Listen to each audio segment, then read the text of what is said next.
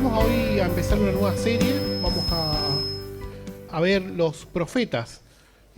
Vamos a ver el primer profeta, no es que sea el primer profeta de Dios, pero sí uno de los profetas más importantes que vamos a tener en el Antiguo Testamento, que es Elías. El profeta Elías va a profetizar al pueblo de Israel, más que nada, y sobre todo va a profetizar en el reinado de lo que es Israel. Recuerdan que habíamos visto hace unos 2 domingos atrás que el reino de Dios se había dividido, que por el pecado de Salomón, porque el pueblo estaba haciendo idólatra, le había dado la espalda a Dios, Dios va a dividir lo que es el reino, y va a dividirse en 10 tribus por un lado, lo que es Israel, y va a dividirse en 2 tribus por otro lado, lo que es el reino de Judá. Y esto va a traer consecuencias, por supuesto. Y vamos a ver en esta noche algunas consideraciones sobre el profeta Elías. ¿Estoy bien? ¿Me escuchan bien? ¿Están todos bien? Espero, vamos a confiar que arriba se escuche también. Bien. De igual manera habíamos abierto los salones para la gente mayor que si tenía frío, y fueron todos los jóvenes adolescentes. No sé si hay un mayor controlando ahí arriba. ¿Hay un mayor? Porque han subido panchos, no sé si... Bueno, así que vamos a continuar y vamos a empezar con este profeta. El profeta Elías va a tener un nombre muy significativo. Elías se va a llamar Jehová es Dios. ¿Y por qué va a ser importante que Elías justamente tenga este nombre? Porque en el tiempo que se estaba viviendo, en este reinado, en este momento preciso de la historia que se estaba viviendo, sobre todo, como habíamos visto con el rey Jeroboam, y ahora vamos a ver este rey que va a tomar, un rey completamente malvado, un completamente perverso, que era el rey Acab. Y Acab va a tener un reinado completamente pagano, un reinado que le va a dar la espalda completamente a Dios, y no solamente por él, sino por su esposa. ¿Cómo se llamaba su esposa? Jezabel. ¿Bien? Si alguien tiene una hija, no le ponga Jezabel nunca. Espero que nadie se llame Jezabel acá, pero bueno. Y va a tener un reinado que le va a dar la espalda. Por eso que Jehová es Dios va a ser importante, porque va a tener que Elías denunciar la idolatría. Elías una y otra vez va a tener que mostrarle a este pueblo que solamente había un Dios. Que solamente el Dios de Israel, Jehová, era el único Dios. Y todos los demás no eran dioses. Todos los demás no eran ningún tipo de Dios, sino que eran instrumentos que eran usados por el enemigo para desviar, para destruir a este pueblo. Elías va a aparecer en un tiempo de profunda decadencia, un pueblo que va a abandonar a Dios, un pueblo que va a seguir a un Dios que se llamaba Baal. Va a tener, no solamente este Dios va a tener influencia en todas las regiones de alrededor, sino que también se va a introducir en Israel y va a ser adorado y va a tener un lugar de adoración. Y no solamente eso, sino que va a tener muchos profetas, va a tener un lugar para que vayan y adoren, y prácticamente va a ser el Dios oficial de Israel en este tiempo. Porque el pueblo se había desviado y se había corrompido de tal manera que ya le habían dado por completo la espalda a Jehová. De igual manera luego vamos a ver y considerar que Dios siempre tiene un remanente fiel. Y hubo personas que nunca doblaron sus rodillas frente a Baal y se mantuvieron firmes confiando en el Dios verdadero, en el Dios de Israel, en Jehová. Y Elías va a empezar a predicar sobre este reinado, va a denunciar la idolatría. Y ustedes saben que en el reino del norte, este reino que se había dividido, donde tenía la mayor cantidad de territorio y tribus, va a durar un total de 210 años. Este va a ser el tiempo que van a estar reinando esta división, porque claro, después del 210 va a pasar lo que muchos conocemos y todos conocemos que está en la palabra de Dios, que el pueblo va a ser llevado cautivo a Siria. Va a ser llevado primero el pueblo del reinado del norte, y luego a Babilonia va a ser llevado el pueblo de Judá. Ellos van a ser arrastrados por todo el paganismo de sus regiones vecinas. Ellos van a tomar muchas deidades y muchos dioses que estaban dando vuelta alrededor, vieron que estaba bueno, le gustó, y ellos lo tomaban y lo empezaban a adorar. Por eso es que vamos a ver la importancia de este nuevo profeta, que va a tener que denunciar, va a tener que mostrar a este pueblo que solamente había un Dios. Acompáñame, vamos a mover un poco la Biblia, así no se me aburre tampoco multimedia. Vamos a buscar Primera Reyes 16. Vamos a ver quién fue este rey, ¿bien? Porque conocemos que vamos a hablar del profeta Elías, pero claro, Elías vivió en un tiempo y en un lugar y en un contexto, y sobre todo vivió con un rey. Así que búscame Primera Reyes 16, versículo 29. No sé si lo estamos proyectando. Perfecto, mirá. Fíjate lo que dice. Comenzó a reinar Acab, hijo de Omri, sobre Israel el año 38 de Asa, rey de Judá. Y reinó Acab, hijo de Omri. Omri fue su padre, también un rey perverso, un rey completamente ajeno a todas las cosas de Dios. Reinó sobre Israel en Samaria 22 años. Y Acab, hijo de Omri, hizo lo malo ante los ojos de Jehová. Y fíjate lo que dice, más que todos los que reinaron antes de él. Y el 31 dice, porque le fue ligera cosa andar en los pecados de Jeroboam, hijo de Nabat, y tomó por mujer a Jezabel, hija de Baal, rey de los Sidonios, y fue y sirvió a Baal y lo adoró. Y el 32, e hizo altar a Baal en el templo de Baal que él edificó en Samaria.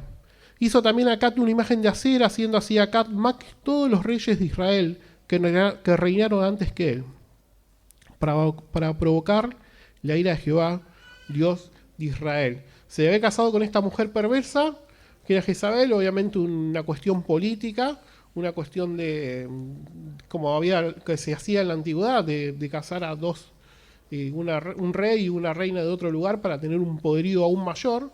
Pero claro, Jezabel no vino solamente con su dinero, con sus riquezas, con tal vez su ejército, sino que instauró todo este sistema pagano de rendir culto y adorar a Baal y reinar y gobernar también para reinar a Sera, otra diosa. Y no solamente eso, sino que la misma Jezabel va a mantener, cuidar, proteger a estos profetas de Baal, a estos profetas de Acera. Y no solamente eso, sino que también va a matar y destruir y buscar a todos los profetas que quedaban de Jehová y los va a perseguir. Acá se va a reescribir como uno de los peores reyes. Se casa con esta mujer que era fenicia, que introduce el culto a Baal y a Acera. Jezabel no solo adora a Baal, sino que además quiere que no se adore a Jehová y persiga a los profetas. La idolatría no era un pecado individual, sino una política de Estado. Jezabel persiguió a los profetas del Señor, y fíjate que Primera Reyes 18:4 dice, porque cuando Jezabel destruía a los profetas de Jehová, Abía tomó a 100 profetas y los escondió de 50 en cuevas, y los sustentó con pan y agua. Jeroboam, Acab anduvo en los pecados de Jeroboam, un pecado de idolatría, de entregarse por completo hacia el paganismo, hacia dioses falsos, y darle la espalda por completo a Jehová. Y en esto arrastró a mucho pueblo, a mucha nación. Pero claro, vamos a ver que esta idolatría va a ser algo que al pueblo de Israel le había llamado la atención. El pueblo de Israel vio todo este sistema de cultos a Baales y lo tomaron rápidamente. Claro, porque no solamente eran que tenían que ofrecer sacrificios a este Dios, sino que había todo tipo de libertades que podían vivir. No tenían ningún tipo de leyes, no tenían ningún tipo de mandamientos que obedecer. Solamente tenían que ir a adorar, y una adoración que no quisiéramos describir en días como hoy, ¿bien? Y sobre todo relacionado con cosas sexuales, ¿bien? Había prostitutos en estos templos, había prostitutas, y de todo tipo de inmoralidad sexual que se le pueda ocurrir a alguien, estaban en estos lugares. Y Elías se va a presentar, busquemos Primera Reyes 17, en el primer versículo donde se le va a nombrar a Elías, ya se lo va a nombrar haciendo uso de su nombre, va a empezar y va a confrontar a este malvado rey. Fíjate, Primera Reyes 17, acompáñame, no estoy cronometrando, no sé cuánto estoy hablando, pero bueno, vamos a confiar. Primera Reyes 17:1 dice: entonces Elías Tisbita, que era de los moradores de Adad, dijo a Acab: vive Jehová Dios de Israel, en cuya presencia estoy, que no habrá lluvia ni rocío en estos años, sino por mi palabra. Y vino a él palabra de Jehová diciendo: apártate de aquí y vuélvete al oriente y escóndete en el arroyo de Kerit, que está enfrente del Jordán. Beberás del arroyo y yo he mandado a los cuervos que te den allí de comer. Y él fue e hizo conforme a la palabra de Jehová, pues se fue y vivió junto al arroyo de Kerit, que está al frente del Jordán. Y los cuervos le traían pan y carne por la mañana, y pan y carne por la tarde, y bebía del arroyo. Pasado algunos días se secó el arroyo porque no había llovido sobre la tierra. Entonces lo primero que vamos a ver de este profeta, de Elías, se enfrenta con el rey y no le va a decir nada bueno. Le va a decir: por 3 años, por el tiempo que yo diga, no va a llover. ¿Y qué pasó? No llovió. Y por el Nuevo Testamento sabemos que fueron 3 años y medio de sequía. Y ustedes imagínense lo que son 3 años y medio de sequía para regiones y para naciones que vivían prácticamente de eso, del río, de lo que pescaban, de la lluvia que le daba el sustento de la tierra. Imagínense que en un tiempo se empezaban a secar los árboles que daban frutas, todo lo que plantaban no lo podía mantener porque no llovía y el cultivo se echaba a perder. Y empezaba la pobreza y empezaba la desesperación. Y aparte de ir y confrontar a un rey, no era nada fácil. Es más, muchos profetas iban y le decían cosas buenas al rey. ¿Bien? Porque no querían ganarse el favor del rey y no el odio. Pero Elías lo va a confrontar. Y va a confrontar su pecado. Y va a confrontar lo que este pueblo estaba haciendo. Y por 3 años y medio no hubo lluvia. Y Elías se va a ir y va a ser sostenido por el Señor.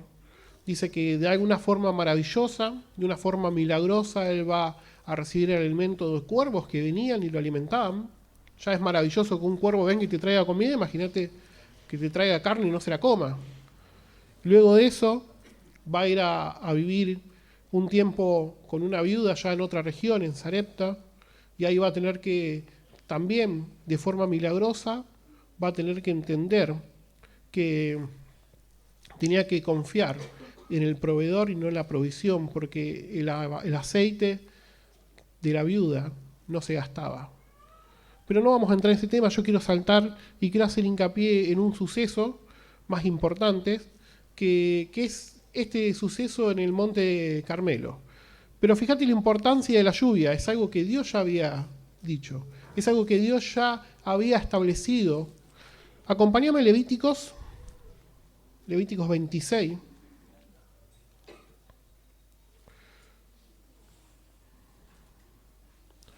¿Lo tenemos? 18. Este capítulo va a hablar de las consecuencias de abandonar a Dios. Y fíjate lo que dice el 18.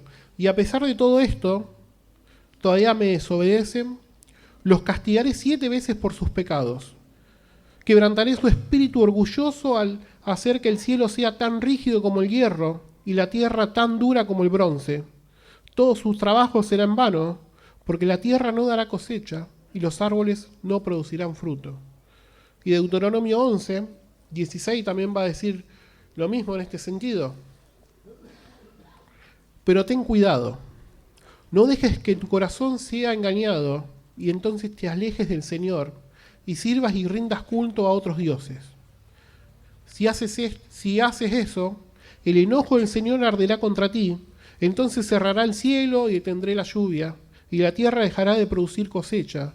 Así que pronto morirás en esa buena tierra que el Señor te da.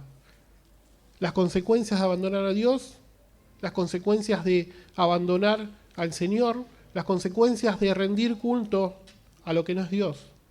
Este pueblo lo va a sufrir, y lo van a sufrir todos. Toda la nación va a sufrir esta sequía, va a sufrir esta hambruna. Y Elías, vamos a ver que va a volver a aparecer. Después sería bueno que puedan, seguramente lo leyeron, pero que volvamos a leer estos versículos, estos capítulos de Primera Reyes para tener un contexto más general del suceso completo, porque al ser un profeta y al ser tan grande, vamos a ver aspectos muy pequeños de su vida. Pero fíjate, acompáñame a Primera Reyes 18.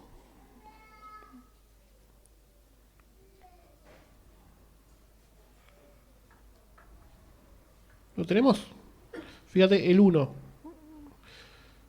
que se va a conectar con la sección anterior, va a hablar de que Elías va a denunciar este momento, va a hablar de lo que es dejar a Dios, y que no haya lluvia va a ser una cachetada a lo que era Baal. Ustedes sepan que Baal era considerado el dios de la lluvia, era considerado el dios de la fertilidad, el dios que daba vida. Entonces, decir que no iba a llover y que no llueva, era como decir, bueno, si Baal es su dios, que hagan que llueva. Y seguramente el rey Acab le habrá dicho a los profetas, bueno, que Acab, que rey, esto lo imagino, no está en la palabra de Dios, pero imagino que habrán hecho sacrificios, adorado a este dios, a esta deidad que ellos consideraban que era dios Baal, para que pueda llover. ¿Y sabe lo que pasaba? No llovía. Porque el profeta había hablado, porque Dios había determinado eso. Pero luego va a volver el profeta y se va a encontrar, acompáñame ya en el versículo 17 del capítulo 18, se va a reencontrar a Acab con Elías. Cuando Acab vio a Elías le dijo, ¿eres tú el que turbas a Israel? Cara dura completamente este Acab. Y el 18 le va a decir, y él respondió, yo no he turbado a Israel, sino tú y la casa de tu padre, dejando los mandamientos de Jehová y siguiendo a los Baales.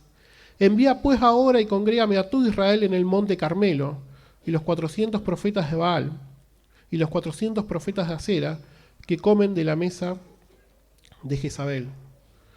Entonces Acab convocó a todos los hijos de Israel, y reunió a los profetas en el monte Carmelo. Y acercándose Elías a todo el pueblo dijo, ¿hasta cuándo claudicaréis vosotros entre dos pensamientos? Si Jehová es Dios, seguidle, y si Baal, id en pos de él. Y el pueblo no respondió palabra. Esta invitación es algo clave que debemos también tomar cada uno de nosotros. Porque seguramente no tengamos un Dios de madera, no tengamos una estatua de madera que la adoremos, que le rindamos culto, tal vez no tengamos ninguna imagen, ninguna figura en nuestra vida, pero sin embargo hay cosas que ocupan el lugar de Dios. Pero sin embargo hay cuestiones en la vida de cada uno que están tomando el lugar que le corresponde a Dios. Y me encanta porque fíjate que dice, ¿hasta cuándo van a claudicar? ¿Hasta cuándo van a estar entre dos lugares? ¿Hasta cuándo van a estar con Baal y hasta cuándo van a estar con Dios? Porque seguramente no abandonaron completamente a Dios, mucho del pueblo, sino que adoraban a Dios, tal vez es la Pascua de Dios, bueno, vamos a adorar a Dios. Y en la otra semana, tal vez era una festividad de Baal, y iban y adoraban la festividad de Baal. Entonces, el profeta le va a poner las cosas en claros. Le van a poner que no pueden estar entre dos lugares. Y así los hijos de Dios también debemos vivir nuestra vida. Así los hijos de Dios también debemos ponernos y plantarnos y pensar si estamos entre dos lugares. Si pensar que estemos entre dos situaciones. Tal vez el fin de semana venimos y está todo bien en la iglesia. Tal vez salís completamente bendecido de los domingos de la reunión. Y luego empieza la semana, luego empiezan las pruebas, empiezan las dificultades. Luego tenés que encontrarte con tus compañeros de trabajo. Luego tenés que encontrarte con tus compañeros del barrio. Los chicos tengan que ir a su escuela y tengan que luchar con diferentes cuestiones. Y tal vez sufran burlas y tal vez sufran algún tipo de bullying por que cuando llega el lunes y todos los compañeros empiezan a contar qué fue lo que hicieron, ellos digan, no, yo estuve en la reunión de Adole, después fui a los jóvenes, algunos fueron a Sarmiento el sábado, tal vez algunos digan, no, fui a la iglesia solamente, y los otros cuenten un montón de cosas y le hagan burla. Y tal vez muchos de acá están sufriendo esto, Pero claro, esto es lo que tiene que sufrir un hijo de Dios. Eso es lo que tiene que pasar. Y por eso es que debemos decidirlos, debemos tomar la decisión correcta de servir solamente a Dios y no a dos dioses, no a dos. Nuestro corazón esté dividido en dos cuestiones. Por eso debemos hacernos esta pregunta: ¿y hasta cuándo vamos a estar entre dos pensamientos? Sabemos que Jehová es Dios, Él nos salvó, nos rescató, nos dio una nueva vida, un nuevo propósito. Debemos seguirlo solamente a Él. Y esto es algo de todos los días. Es algo de que cada día debemos negarnos a nosotros mismos y tomar la cruz. El 22 dice: y Elías volvieron a decir al pueblo: solo yo he quedado profeta de Jehová, mas de los profetas de Baal hay 450 hombres. Y fíjate, el 26 va a contar este suceso. Elías le va a proponer como una especie de desafío, que tomen un sacrificio cada uno, un toro, y que ofrezcan el sacrificio en el monte Carmelo y que oren a Dios, que oren a Baal, y que Baal mande fuego del cielo y consuma el sacrificio. Y realmente cuando pase una de estas cosas, si Baal era Dios y envía sacrificio, envía fuego del cielo y el sacrificio es consumido, bueno, entonces vayan tras Baal, es el verdadero Dios. Este es el desafío que le va a poner Elías. El 26 dice: y ellos tomaron el buey que le fue dado, y lo prepararon e invocaron el nombre de Baal desde la mañana hasta el mediodía, diciendo: Baal, respóndenos. Pero no había voz, ni quien respondiese entre tanto. Ellos andaban saltando cerca del altar que habían hecho. Y aconteció al mediodía que Elías se burlaba, diciendo: gritad en voz alta, porque Dios es, quizás esté meditando o tiene algún trabajo, o va de camino, tal vez duerme, y hay que despertarle. Y ellos clamaban a grandes voces y se alejaban, se zanjaban con cuchillos y con lancetas conforme a su costumbre, hasta chorrear de sangre sobre ellos. Pasado el mediodía, y ellos siguieron gritando frenéticamente hasta la hora de ofrecerse el sacrificio, pero no hubo ninguna voz, ni quien respondiese, ni escuchase. Fíjense lo terrible de esta práctica. Imagínense la escena. Vamos a usar nuestra imaginación y vamos a imaginarnos todo un pueblo juntos, reunidos, el rey, el profeta, dos sacrificios y 400 personas saltando, gritando, pidiéndole a Baal que haga descender el fuego del cielo. Completamente dice la Biblia que estaban frenéticos. Imagínense todas estas horas, porque estuvieron más o menos aproximadamente hasta las 3 de la tarde. Estuvieron gritando, pidiéndole a Baal que haga ascender fuego del cielo, y además se zanjaban, dice que se cortaban su cuerpo, se laceraban, y esa sangre la derramaban también y la juntaban junto con la del sacrificio. Es una escena caótica y terrible de presenciar. Elías burlándose y no había ningún tipo de respuesta, porque estaban adorando a un Dios falso. No iba a haber ni ahí ni nunca algún tipo de respuestas. Hace poco me salió en Instagram un video, no sé dónde era porque estaban todas las letras que no entendía ninguna, ni siquiera cuando puse traducir me tradujo, pero era una festividad, calculo que será en el Oriente, que se golpeaban hasta sangrarse por completo, adorando algún dios, no sé cuál era. No puedo entender, pero lo vi y no quise ver más, porque era impresionable. Y después me empezó a salir, este algoritmo, me sigue saliendo esto, pero es una escena terrible de ver. Y así es como estos profetas querían que descienda fuego del cielo. Pero ahora llegó el turno de nuestro profeta, llegó el turno de Elías. Y Elías va a hacer algo completamente distinto. El 30 dice: entonces dijo Elías a todo el pueblo: acercaos a mí. Y todo el pueblo se acercó, y él arregló el altar de Jehová, que estaba arruinado. Y esto es para considerar. Y esto quiero que te lo lleves en tu corazón y los puedas meditar en esta semana. Había un altar. En algún momento, la Biblia no aclara, pero en algún momento se adoró a Jehová ahí. No sabemos si fue antes, no sabemos si se hizo cuando se dio el reino y se utilizó ese lugar para adorar a Dios. Pero había un altar destruido. Había un altar arruinado. Y Elías lo va a arreglar. Y tal vez en nuestra vida tengamos un altar arruinado. Tal vez en nuestra vida haya habido un momento de oración, haya un momento de comunión, y ahora se está deteriorando, se está arruinando. Y ese altar de Jehová, ese lugar de adoración que teníamos, ese lugar de comunión íntima con el Señor, está desapareciendo de a poco. Tal vez en nuestra vida y esta noche haya que tomar una decisión para poder reconstruir el altar de comunión con nuestro Dios. Tal vez en esta noche haya una decisión que debas tomar de poder reconstruir tu vida a los pies del Señor. Tal vez el Espíritu Santo te está llamando a que vuelvas a tener una comunión íntima, una relación con Él. Que puedas levantarte todos los días y que no pase ese día que tengas un momento de oración. Que te acuerdes de los hermanos de tus familias y puedas orar por ellos. Tal vez en esta noche haya un momento que Dios te esté llamando para que tengas una devoción nuevamente por la palabra de Dios. Que se esté terminando el día y te desesperes porque ese día no pudiste leer como querías. Porque ese día no pudiste mandarle el mensaje o preguntarle a ese hermano cómo estaba, cómo se sentía. Tal vez haya un altar que debe ser reconstruido. Porque sin darte cuenta, de a poco se fue arruinando y vos te fuiste alejando. Por eso Elías lo va a reconstruir.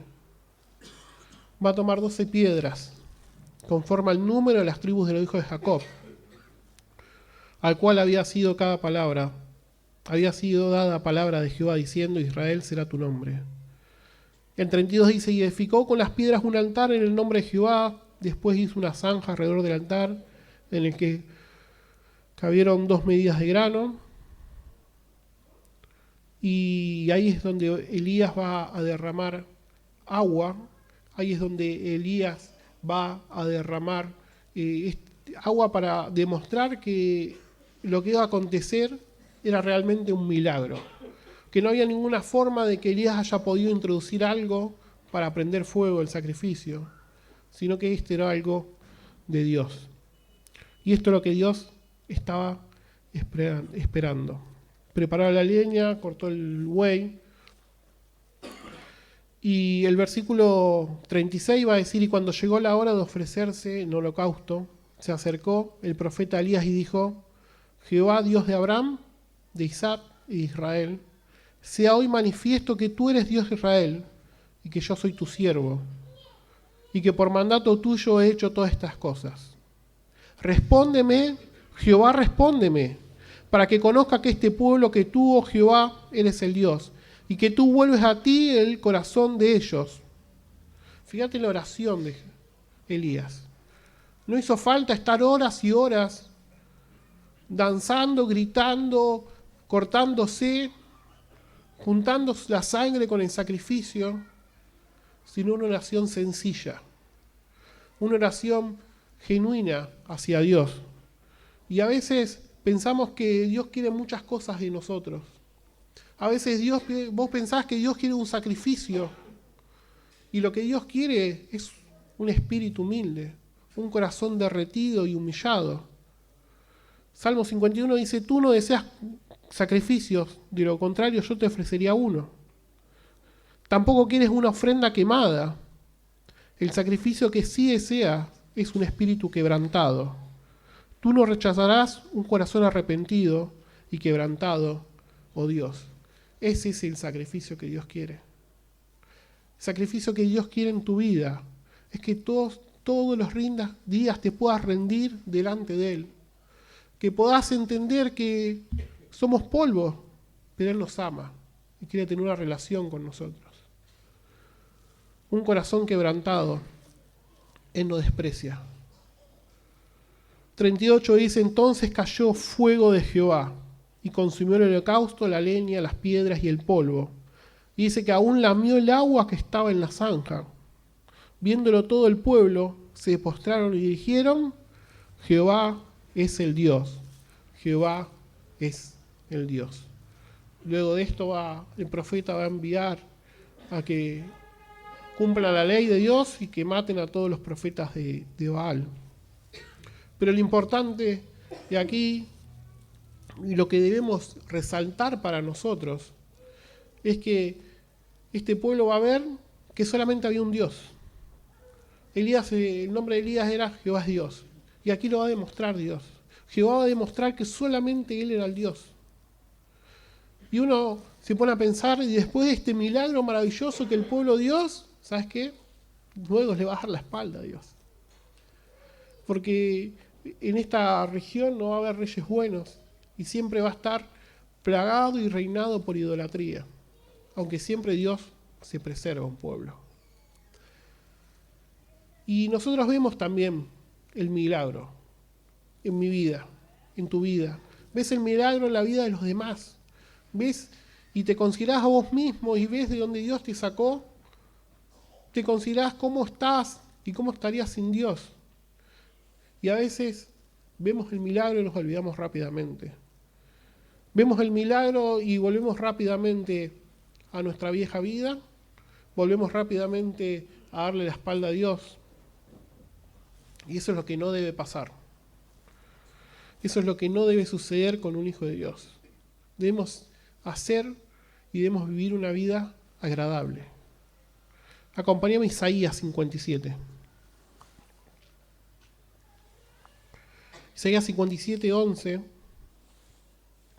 va a decir, les tienen miedo a estos ídolos, le producen terror, por eso me han mentido y se han olvidado de mí y de mis palabras. Será por mi largo silencio que ya no me temen. Ahora pondrá al descubierto sus supuestas buenas obras. Ninguna de ellas los ayudará. Veamos si sus ídolos pueden salvarlos cuando clamen a ellos por ayuda. Vaya, un soplo de viento puede derrumbarlos. Basta con uno que respire sobre ellos para que caigan de cabeza. Pero el que confía en mí heredará la tierra y poseerá mi monte santo. Y en 14 dice Dios, reconstruyan el camino, quiten las rocas y las piedras del camino, para que mi pueblo pueda volver del cautiverio. El alto y majestuoso que vive en la eternidad, el santo dice, yo vivo en el lugar alto y santo, con los espíritus arrepentidos y humildes. Restauro el espíritu destrozado del humilde y reavivo el valor de los que tienen un corazón arrepentido. Tal vez sea un día de arrepentimiento en esta noche. Que puedas quitar las piedras del camino para volver a Jehová. Tal vez haya algo en la vida de cada uno que debe ser quitado, extirpado, para volver a Jehová.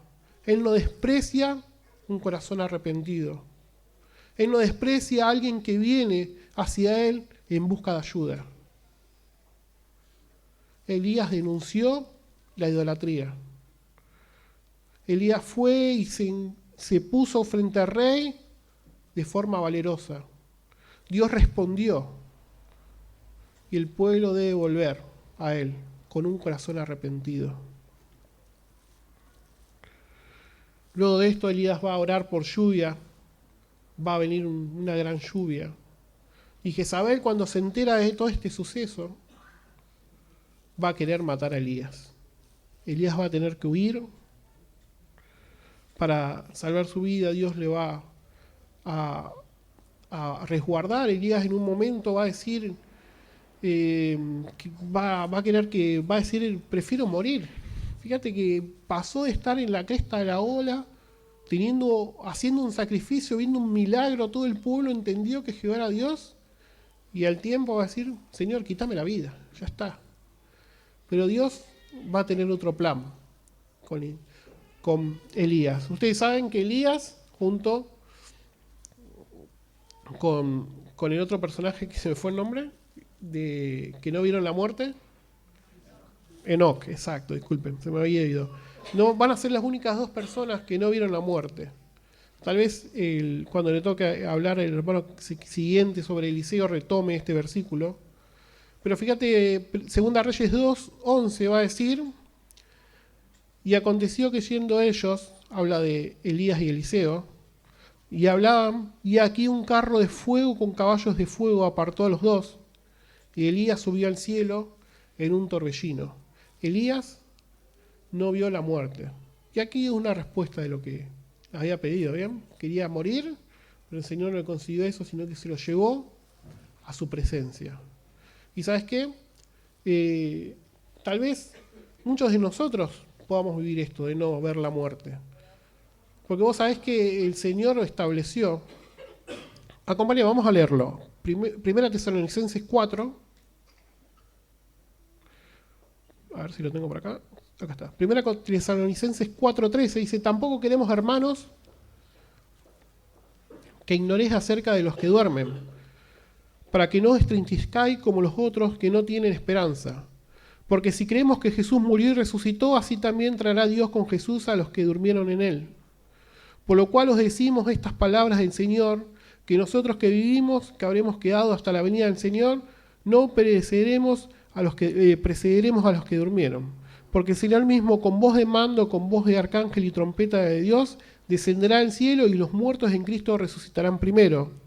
Luego nosotros, los que vivamos, los que hayamos quedado, seremos arrebatados juntamente con ellos en las nubes para recibir al Señor en el aire, y así estaremos siempre con Él, el Señor. Por tanto, alentaos los unos a los otros con estas palabras. El Señor va a establecer, antes de su reinado, antes de la tribulación y la gran tribulación, que la iglesia no va a pasar por esa. La iglesia no va a pasar por la tribulación. La iglesia va a ser llevada, antes va a ser arrebatada, va a ser tomada. Luego que la iglesia es tomada, sí va a venir un tiempo de tribulación, que son 7 años, y luego de esos 7 años va a venir el Señor. Y nosotros creemos que va a venir un reinado por 1000 años. Pero sabéis que tal vez algunos podamos disfrutar de esto, de no ver la muerte y de ser tomados por el Señor. Pero déjame decirte que esto únicamente se da a los hijos de Dios. Solamente los hijos de Dios, su iglesia, va a ser llevada. Y aquí es cuando uno se tiene que preguntar: ¿qué pasaría si Dios viene ahora y lleva a su iglesia? ¿Dónde estoy yo? ¿Me soy llevado al cielo? ¿Soy llevado a las nubes?